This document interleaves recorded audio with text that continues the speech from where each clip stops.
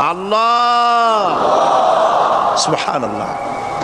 পৃথিবীতে বিভিন্ন জাতি তার স্রষ্টাকে, তারা যাকে স্রষ্টা মনে করে বিভিন্ন নামে ডাকে। কেউ বলে ভগবান, কেউ বলে ঈশ্বর, কেউ বলে পরমেশ্বর, কেউ বলে বিধাতা, কেউ বলে গড। বিভিন্ন নামে লোকেরা এভাবে ডাকে।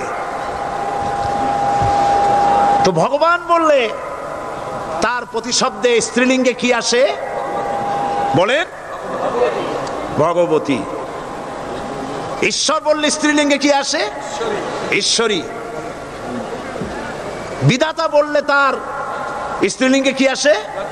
বিধাত্রী। গড, এটার স্ত্রীলিঙ্গে আসলে কি হবে? তো প্রত্যেকটি তারা যে ভাষায় আল্লাহকে ডাকে, প্রত্যেকটি ভাষায় স্ত্রীলিঙ্গে একটি প্রতিশব্দ আসে। আল্লাহ